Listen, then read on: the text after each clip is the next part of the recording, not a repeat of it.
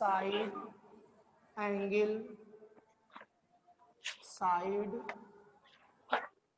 Side क्या है ये? Yes A yes congruence rule.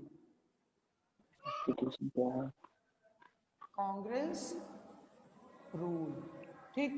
Congress, yes yes congruence rule की बात कर रहे हैं हम लोग। तो ये है क्या चीज, और ये क्या है आपका? This is acting as an axiom which is practically proved, और उसके बाद इसी की सहायता से बाकी सबको हम लोग प्रूव करते हैं। लेकिन अभी आप लोगों का जो बाकी सबका प्रूफ है वो सिलेबस से हटा दिया गया है, ठीक है। तो चलिए हम लोग देखते हैं। तो यहाँ पे कह रहा है two triangles are congruent if two sides and the including angles of one triangle are equal to the two sides and the including angle of the other triangle। कहने का मतलब क्या है? टू ट्रायंगल्स आर कॉन्ग्रेंट, इसमें कह रहा है two triangles are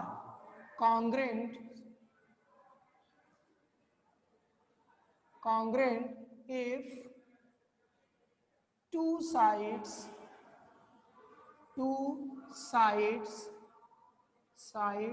and one including angle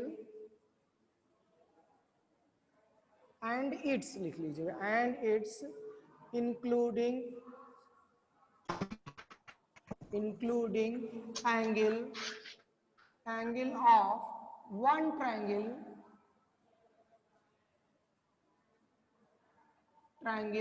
is equal to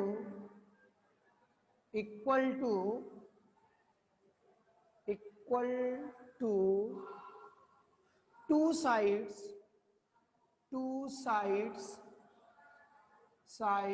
and its including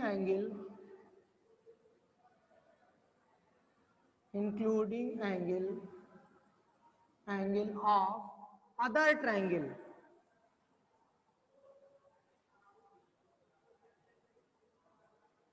other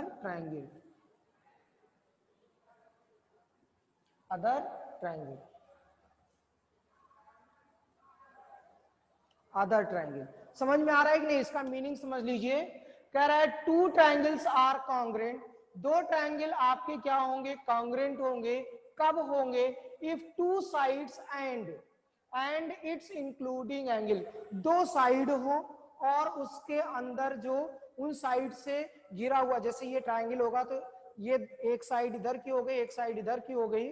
जैसे ये ऐसे मान लीजिए, ये पेन अगर पेन और दो साइड्स ले लिया जाए तो इससे जो बन रहा है, दोनों से जो एंगल बन रहा है वो एंगल की बात कर रहा है, ठीक। Including angle of one triangle, एक ट्रायंगल का क्या हो? इज इक्वल टू, इक्वल हो, बराबर हो, किसका?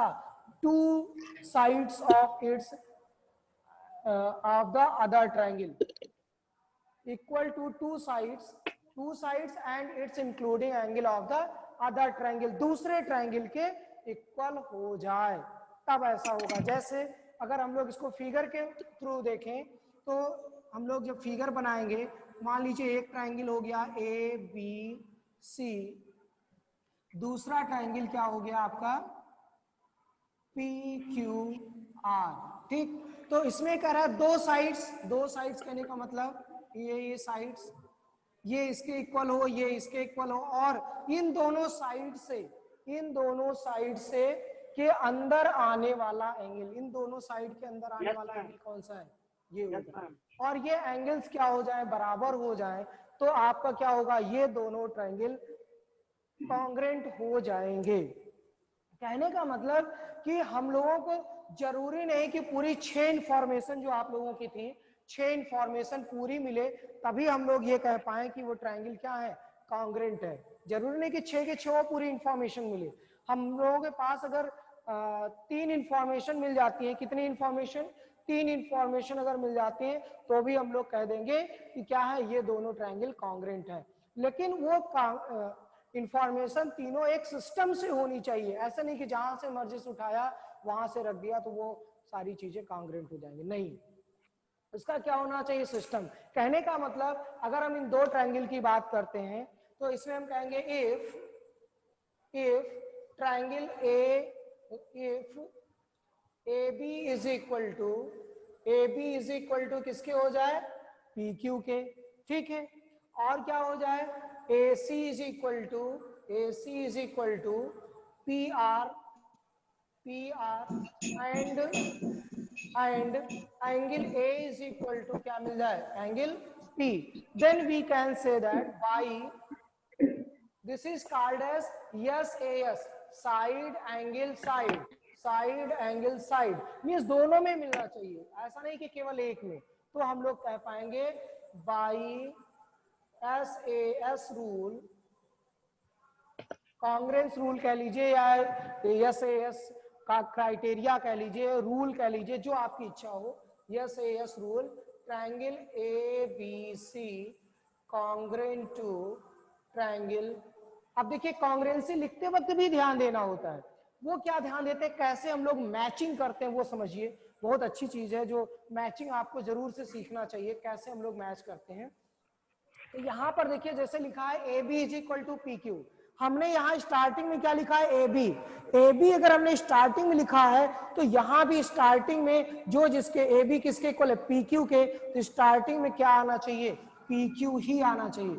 उससे पहले हम लोग सबसे पहले किसको सेट करेंगे, एंगल को सेट करेंगे, किसको, जैसे angle A is equal to P, अगर A आपका स्टार्टिंग में है इसका मतलब P भी कहाँ आएगा, इधर वाले में जो ट्रायंगल मिलेगा उसमें भी स्टार्टिंग में मिलेगा आपको।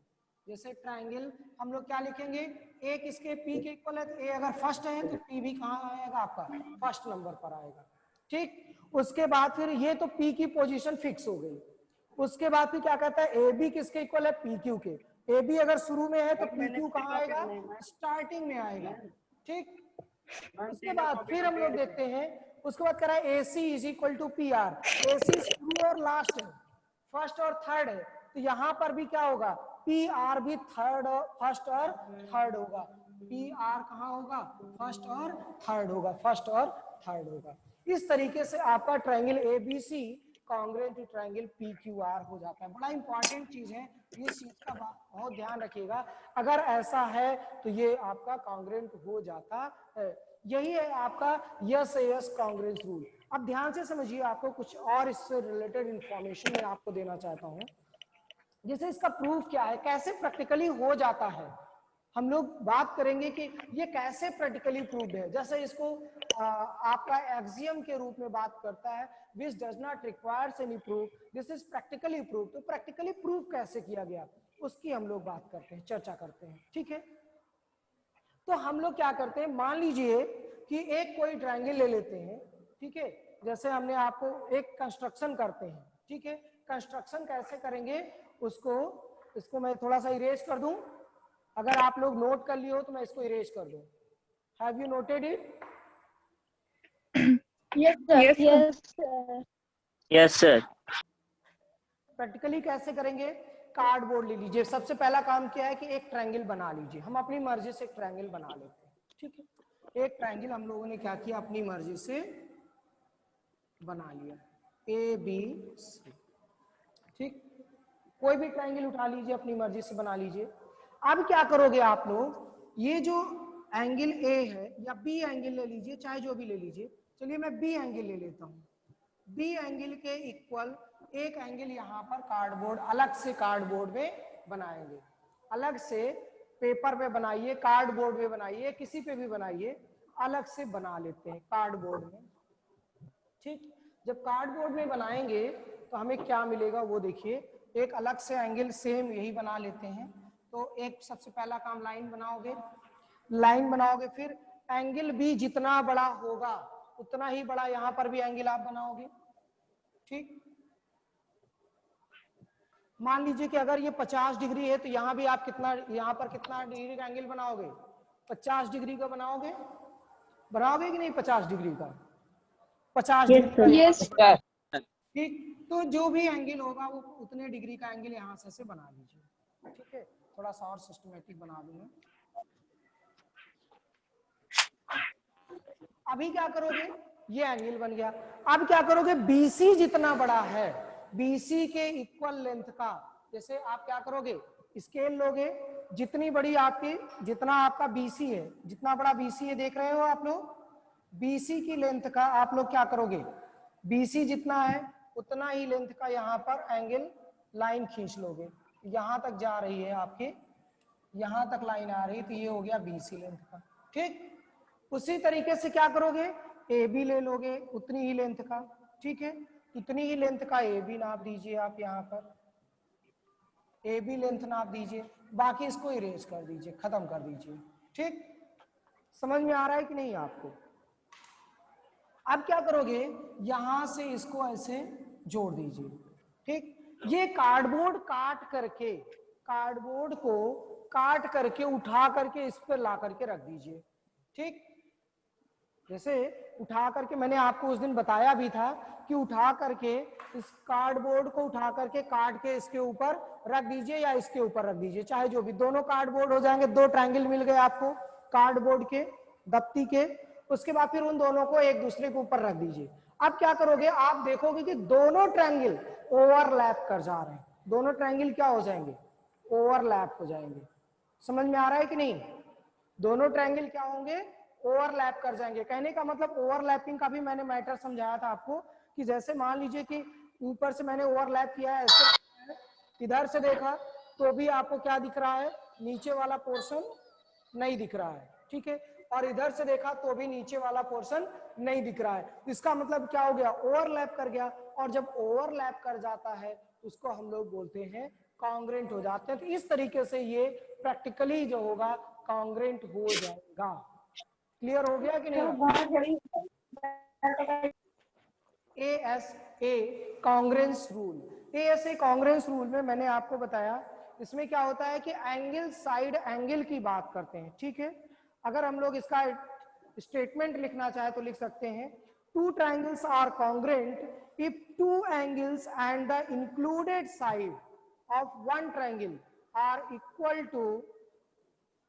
To two angles and the included side of the other triangle. ठीक है, इसका क्या है, two triangles are congruent, two triangles are congruent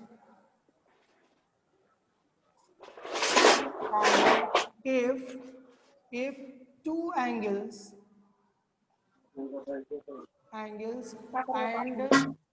and one included side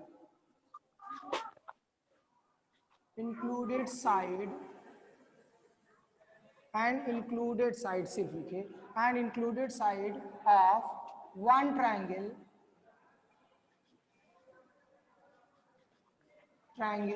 is equal to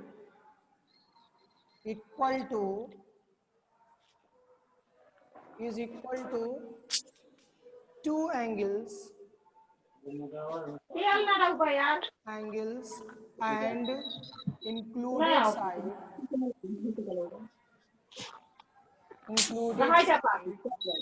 of other triangle।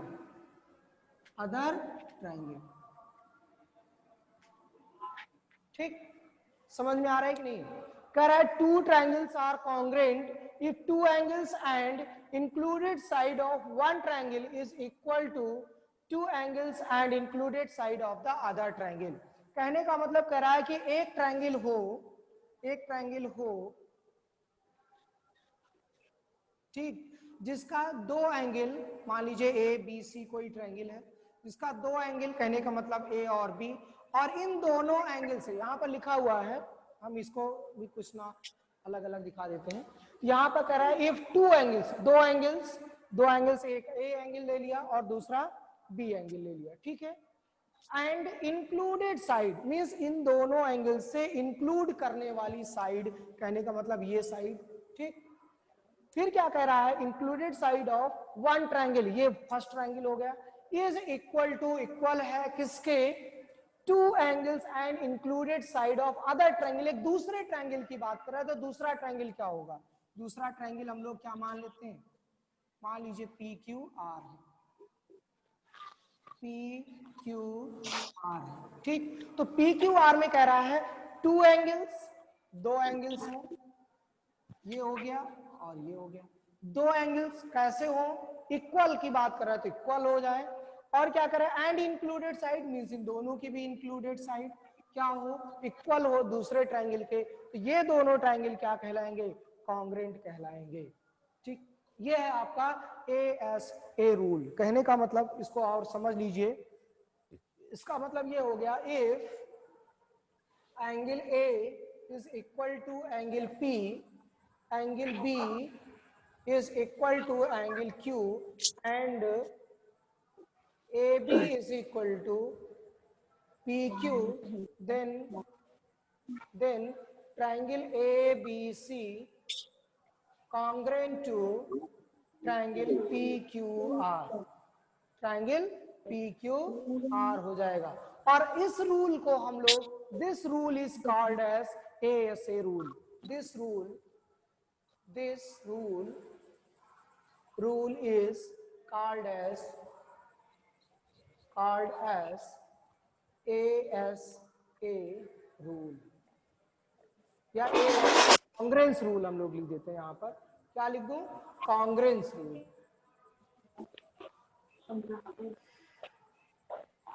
Congruence rule समझ में आ रहा है कि नहीं? इसको हम लोग क्या बोल देते हैं, कॉन्ग्रुएंस रूल कह देते हैं। इसको क्या कहा जाता है, कॉन्ग्रुएंस रूल कहा जाता है। तो ये कॉन्ग्रुएंस रूल आपको ASA खूब अच्छी तरीके से मेरे ख्याल से समझ में आ गया होगा। इसको अगर हम लोग लिखना चाहें, एंगल साइड कॉन्ग्रुएंस रूल, तो इसको हम लोग कैसे स्टेटमेंट देंगे इसका, तो क्या लिखेंगे, two triangles are said to be congruent if two angles and one side of a triangle is equal, then the two triangle equal to the two angles and one side of the other triangle, then the two triangles are said to be congruent to each other, एक दूसरे के congruent हो जाएंगे। यहां पर हम लोग अगर इसका स्टेटमेंट देंगे, क्या लिखेंगे, if two angles and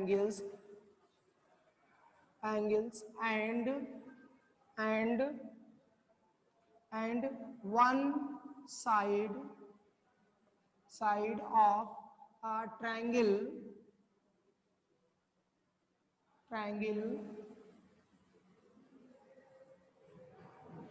is equal to two angles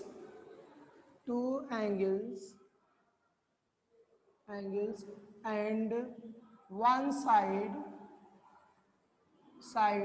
of another triangle,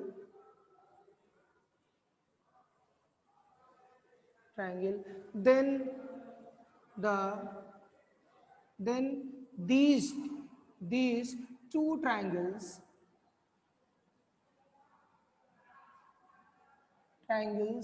are congruent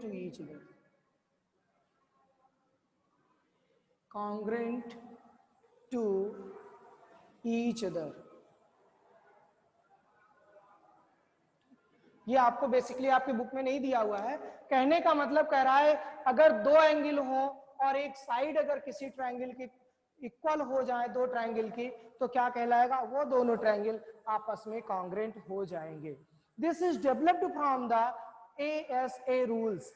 ASA rule से ही ये डेवलप हुआ है, ठीक है, ASA से ही ये पाया गया है। तो पहले हम लोग इसको डिफाइन कर लेते हैं कि वास्तव में SAS क्या है, AAS क्या है, उसके बाद फिर आपको चीजें समझ में आएगी। तो जैसे अगर हम लोग मान लेते, दो ट्रायंगल ले लेते हैं, दो ट्रायंगल ले लिया ABC और दूसरा ट्रायंगल है PQR, ठीक।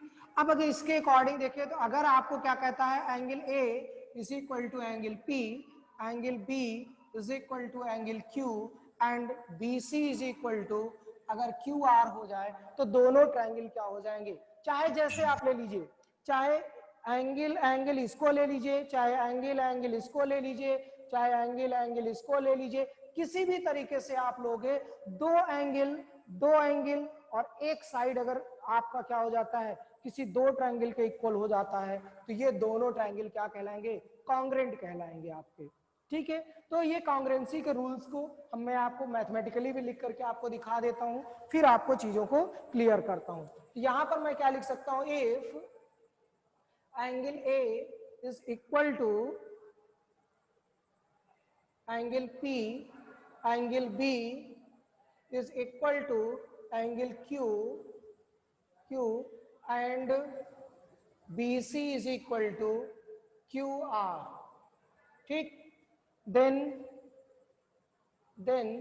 triangle ABC congruent to triangle PQR, तो ये दोनों ट्रायंगल क्या हो जाएंगे, कॉन्ग्रेंट कहलाएंगे। और इसे हम लोग क्या बोलते हैं, this is AAS congruence rule, this is AAS congruence rule, congruence rule, ये क्या कहलाएगा, AAS कॉन्ग्रेंस रूल कहलाएगा आपका। क्या कहलाएगा, AAS कॉन्ग्रेंस रूल। ध्यान से समझते चलिएगा, AAS कॉन्ग्रेंस रूल कहलाएगा। कैसे कहलाएगा ये भी आप लोग जान लीजिए।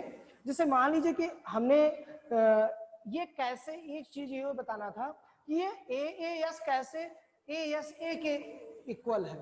ठीक है, how AAS is equivalent to ASA। अगला हम लोग जो टारगेट रखेंगे, यहां तक सबको समझ में आया है कि नहीं, पहले ये बता दीजिए।